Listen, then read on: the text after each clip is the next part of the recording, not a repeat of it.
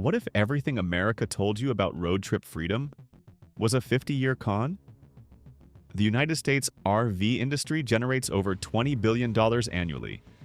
Thor Industries, Winnebago, Forest River. Names synonymous with the open road, with freedom, with the great American dream on wheels.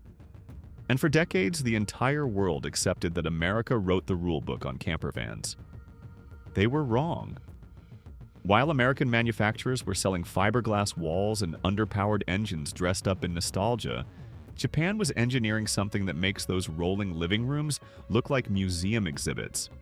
5 Japanese campervans, 5 engineering masterclasses, and the global RV industry is quietly and desperately terrified. By the end of this video, you will understand exactly why, and you will never look at an American RV the same way again. This is the story the industry never wanted told. The American recreational vehicle market peaked at 600,000 units shipped in 2021, the highest number in its recorded history. Analysts celebrated, stocks rose, and manufacturers did what they always do when the numbers look good. They stopped innovating. Thor Industries, the world's largest RV manufacturer with $14.8 billion in revenue, produces vehicles averaging 13,000 to 30,000 pounds. These are machines designed for wide American highways, for RV parks with full hookups, for a lifestyle that assumes infinite space and permanently cheap fuel. Forest River, owned by Warren Buffett's Berkshire Hathaway, has over 80 brands in its portfolio. 80. And yet, the fundamental architecture of their campervans has barely shifted since the 1970s. Fuel consumption averaging 8 to 12 miles per gallon. Build quality issues so chronic that entire owner communities exist solely to catalog first-year warranty failures. Weight so excessive that millions of Americans need a Class A commercial license just to legally drive what they paid 6 figures for. The American RV industry didn't just stop moving forward. It built an entire economy around standing still, and convinced its customers that standing still was a lifestyle. But here's what they didn't see coming. Then something shifted. Japan, a nation with some of the most restrictive road regulations on Earth, where parking spaces are engineered to the centimeter and highways demand vehicles built to exact dimensional codes, was forced to solve a problem that America never had to face. How do you build a campervan that performs flawlessly in a country that gives you almost no room to make mistakes? The answer redefined what a campervan could be. First, the Toyota Camrod. Built on Toyota's legendary Toyos truck platform, a chassis with a reliability record spanning over 60 years of commercial deployment, the Camrod represents Japan's foundational answer to the RV question. It weighs under 3,000 kilograms fully loaded.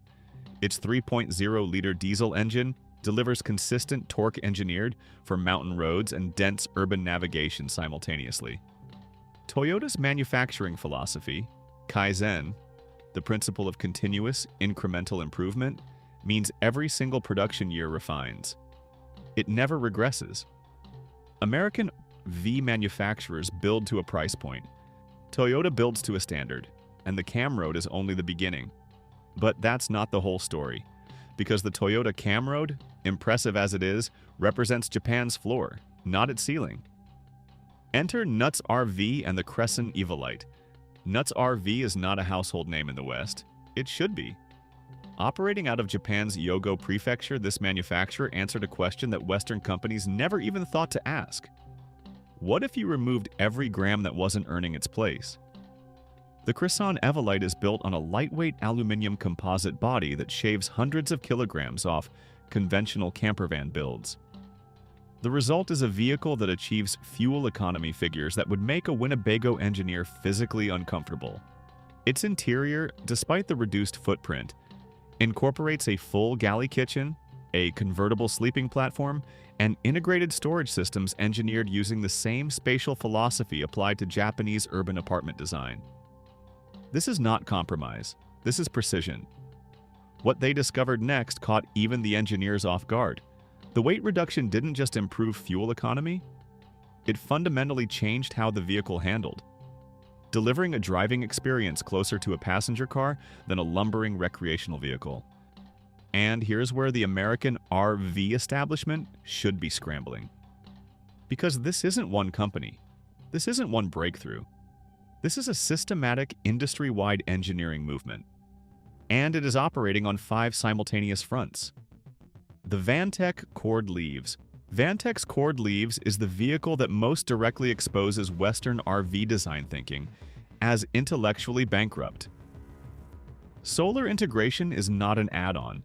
It is factory designed into the roof architecture from day one. The electrical management system monitors consumption in real time. Water recycling systems extend off-grid capability far beyond what comparable American builds can sustain.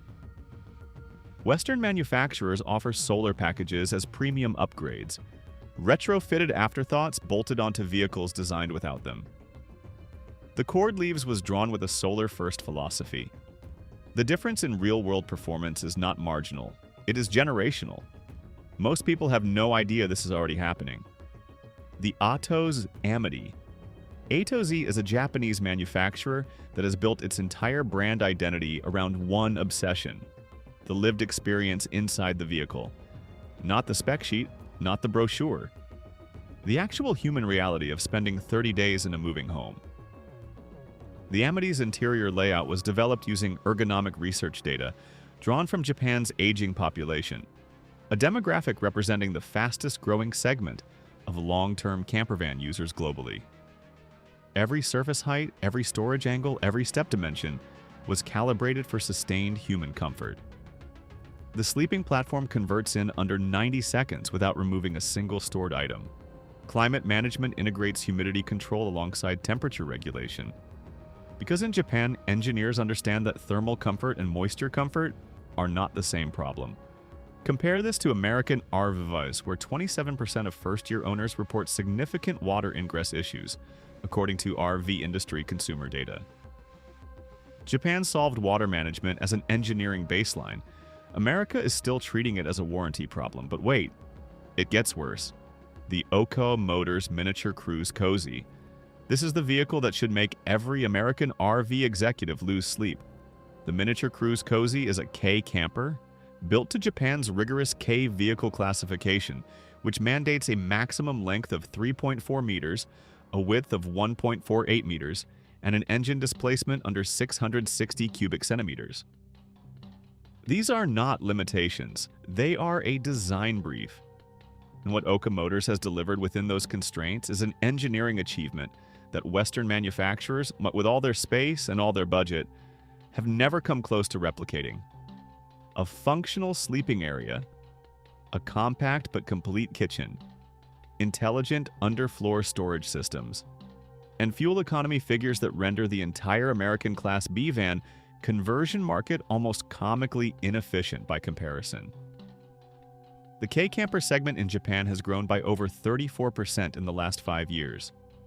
Young buyers, older buyers, urban buyers, rural buyers. The Miniature Cruise Cozy is not a niche curiosity. It is a signal, clear, unambiguous, and unmistakable, that the future of mobile living does not require size. It requires intelligence. But here's what most people are completely missing. The success of these 5 vehicles and the Camroad, the Croissant Evolite, the Cord Leaves, the Amity, the Miniature Cruise Cozy, is not really about campervans. It is about a fundamental philosophical difference in how Japan and America approach engineering problems. American RV culture was built on abundance. More space, more horsepower, more features. The underlying assumption was always that bigger solved better. And for 50 years, in a country with vast highways and cheap fuel, that assumption went entirely unchallenged. Japan never had that luxury. Japan was forced by geography, by regulation, by population density, to treat constraints as creative parameters. To ask not, how large can we make this, but how intelligent can we make this? The result is a body of engineering knowledge that now sits decades ahead of its Western counterpart. Here's where it gets revolutionary. By 2030, independent automotive analysts project that the global lightweight campervan segment the exact category where Japanese manufacturers currently dominate, will represent over $8.4 billion in annual market value. European buyers are already pivoting. Australian overlanding culture is increasingly importing Japanese builds. And in Southeast Asia, the Japanese campervan model isn't aspirational anymore. It's already the default. The American industry is behind by a decade, and catching up is nearly impossible when you've spent 50 years optimizing for the wrong metric. So, what does this mean for you? If you are in the market for a campervan, or if you ever plan to be, what Japan has built changes every calculation you are going to make. The conversation is no longer, how many slide-outs can I afford? The conversation is, how intelligently was this vehicle designed to sustain real human life at real-world cost across real distances? The people who understand this right now are making purchase decisions with a 10-year horizon. They are choosing vehicles that will cost less to fuel, less to maintain, and less to insure, while delivering a living experience that mass-market American builds simply cannot match. The people who don't understand this are walking into RV dealerships in 2025 and paying $80,000 to $120,000 for engineering philosophies that were obsolete before they were manufactured. Japan didn't just build better campervans. Japan exposed what bad campervan design had been costing the world in fuel, in waste, and compromised experience for half a century, and they showed no signs of stopping. Now I want to ask you directly, do you think American RV manufacturers can course correct before Japanese campervans dominate the Western market? Or has the gap already become irreversible? Drop your answer below. The debate in the comments on this one is going to be worth reading. We opened this video with a question. What if everything America told you about road trip freedom was a 50-year con? 5 Japanese campervans just answered it. The Toyota Camroad, the Nuts RV Cresson Evolite, the Vantec Cord Leaves, the A to Z Amity, the Oka Motors Miniature Cruise Cozy. Different sizes, different manufacturers, different philosophies. One undeniable conclusion. Japan didn't just build better campervans. Japan redefined what a campervan is supposed to be, and the rest of the world is only beginning to catch up. If this opened your eyes to what's genuinely happening beyond the headlines, you won't want to miss what Unfiltered Discovery covers next.